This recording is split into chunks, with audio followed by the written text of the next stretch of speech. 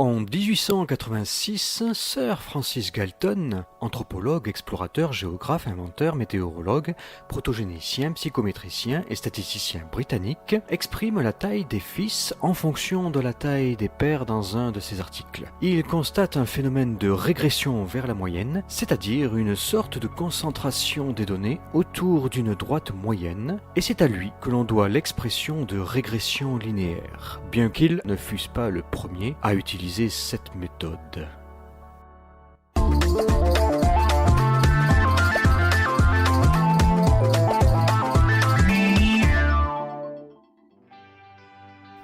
Bonjour à tous, ici c'est Monsieur Sepp et dans cette vidéo je vais vous parler de régression linéaire, de coefficient de corrélation, de la loi de Student, d'ajustement exponentiel, de la troisième loi de Kepler et je finirai par un petit quiz. Vous l'aurez compris, avec l'article de Sir Galton, une régression n'a rien de négatif, en tout cas pas dans notre contexte. Cela dit, il faut rendre à César ce qui lui appartient. Galton n'a pas été le premier à parler de régression linéaire. C'est le prêtre jésuite dalmate, mathématicien, physicien, astronome, diplomate, poète et philosophe Ruder Joseph Boskovic qui en a parlé le premier. En effet, vers 1756, il eut pour entreprise de mesurer la longueur de 5 méridiens en minimisant la somme des valeurs absolues. Cette méthode fut reprise en 1789 par Pierre-Simon de Laplace, mathématicien, astronome, physicien et homme politique français. Pour approximer un nuage de points par une droite, Adrien-Marie Legendre et Carl Friedrich Gauss, mathématiciens que l'on ne présente plus, eurent tous deux, mais à deux moments différents, une idée de méthode, celle que l'on allait nommer plus tard la méthode des moindres carrés. L'idée est en effet géniale et pour la comprendre, regardons sur un exemple simple. Imaginons deux variables statistiques, grand X et grand Y, liées entre elles, et un nuage de points de coordonnées cartésiennes, grand X, grand Y. L'objectif est de trouver la droite qui est la plus proche de tous ces points. Et pour cela, il est nécessaire que, pour toutes les valeurs de grand X, la distance entre le point réel et le point de la droite soit minimale. Et comme les points peuvent être parfois au-dessus et parfois en dessous de la droite, on va plutôt prendre le carré des distances. Ainsi, il faut que la somme des carrés des distances soit moindre, c'est-à-dire la plus petite possible, d'où le nom de la méthode, vous avez compris? En notant x indice i et y indice i les coordonnées des points, cela se traduit par le fait que si y égale ax plus b est l'équation réduite de la droite cherchée, alors il faut trouver petit a et petit b de sorte que la somme suivante soit minimale. Cette somme est une fonction à deux variables, petit a et petit b, que je vais appeler petit f. Et je cherche à voir si cette fonction admet un minimum, et dans l'affirmative, pour quelle valeur de petit a et petit b. En termes algébriques, sur les fonctions à plusieurs variables, cela revient à voir si le gradient de f s'annule, c'est-à-dire s'il existe au moins un couple xi, yi, pour lequel toutes les dérivées partielles s'annulent. On doit calculer les dérivées partielles de petit f. On trouve alors ceci, où x bar et y bar représentent les moyennes arithmétiques des xi et yi.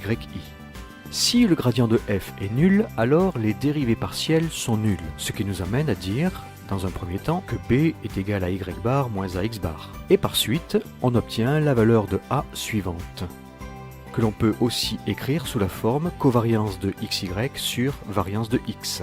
Et voilà, nous avons des formules qui permettent maintenant de trouver l'équation réduite de la droite cherchée initialement. Maintenant, nous sommes en droit de regarder la pertinence de la régression, à savoir la qualité de la prédiction. À cette fin, nous avons un outil, le coefficient de corrélation, qui nous indique si les deux variables sont corrélées ou pas, c'est-à-dire si elles sont fortement liées l'une à l'autre ou pas.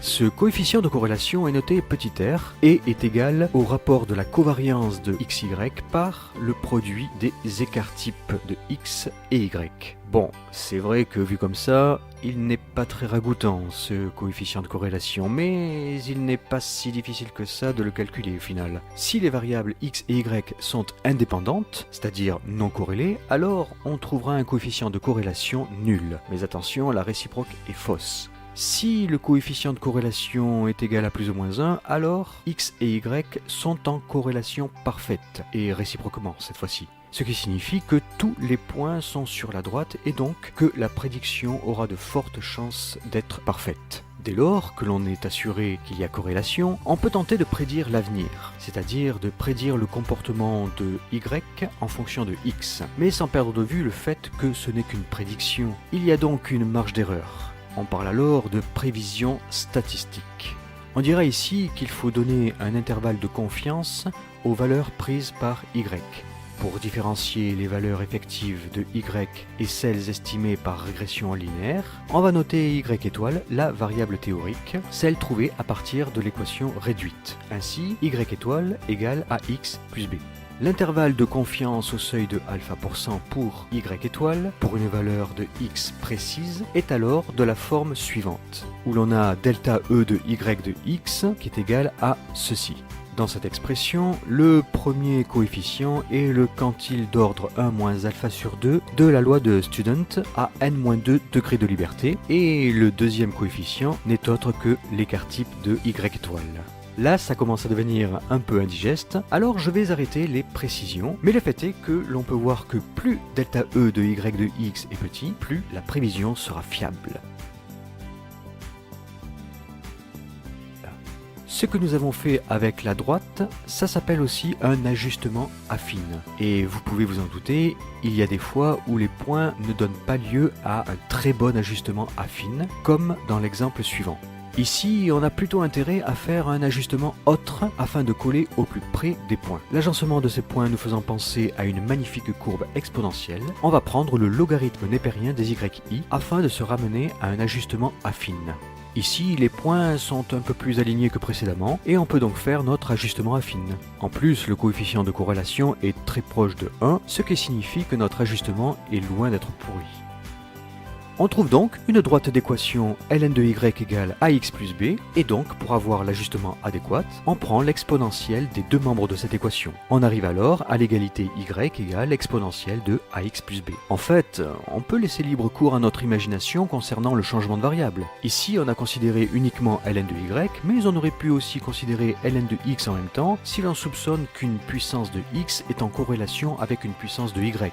Dans ce cas, si corrélation il y a, on obtiendra un ajustement affine de la forme ln de y égale a ln de x plus b, ce qui est le cas par exemple dans l'étude de la période de certaines planètes en fonction du demi-grand axe de leur trajectoire, où l'on peut voir que pour les données suivantes, ln de t est égal à 1,5 ln de a moins 4,062, avec un coefficient de corrélation très proche de 1, ce qui induit que a exposant 3 sur t au carré est égal à une constante k, ce qui est conforme à la troisième loi de Kepler qui nous dit que le carré de 2π sur grand P multiplié par a exposant 3 est égal à petit k, où P est la période sidérale d'une planète et petit a son demi-grand axe.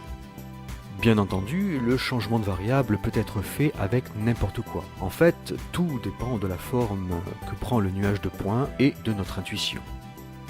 Dans tout ce que j'ai dit, je n'ai pas parlé des points aberrants, c'est-à-dire des points qui pourraient sortir entre guillemets du nuage de points, ni même du point moyen du nuage. Ce n'est pas un oubli, mais juste un choix. Il y a tant à dire sur ce thème. Je n'ai pas non plus parlé de régression orthogonale, où l'on minimise la distance entre les points et la droite, ce qui est légèrement différent de la méthode des moindres carrés. Et puis, quid des corrélations éventuelles entre plus de deux variables ? Les outils dont nous nous sommes servis pour deux variables ne sont-ils pas des outils dont on pourrait se servir dans un espace métrique de dimension supérieure à 2 ? Tout ceci laisse un champ des possibles bien vaste. Dans leur manuel, les professeurs américains d'économie Colin Cameron, University of California, et Pravin Trivedi, Indiana University, donnent une égalité exprimant le salaire SI. Ici, pour un individu, EI est le nombre d'années d'éducation, TI est le nombre d'années d'expérience sur le marché du travail, lambda I égale 1 si l'individu est une femme, égale à 0 sinon, UI est une variable aléatoire représentant l'ensemble des variables non observées dans les données pouvant expliquer le salaire de l'individu.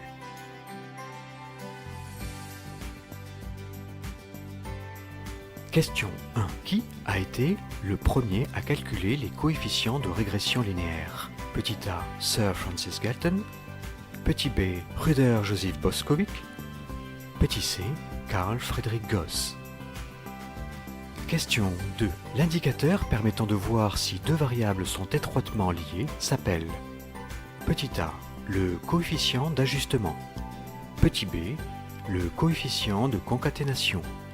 Petit c, le coefficient de corrélation.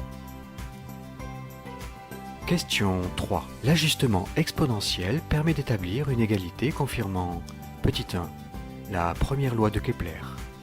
Petit b, la deuxième loi de Kepler. Petit c, la troisième loi de Kepler.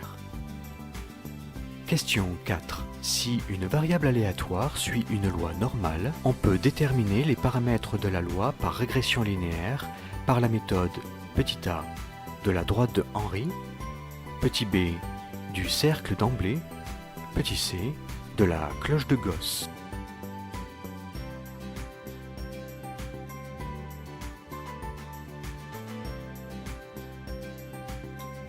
Question 1. Le premier à avoir calculé les coefficients de régression linéaire est Ruder, Joseph, Boscovich. Question 2. L'indicateur permettant de voir si deux variables sont étroitement liées s'appelle le coefficient de corrélation. Question 3. L'ajustement exponentiel permet d'établir une égalité confirmant la troisième loi de Kepler. Question 4. Si une variable aléatoire suit une loi normale, on peut déterminer les paramètres de la loi par régression linéaire par la méthode de la droite de Henry.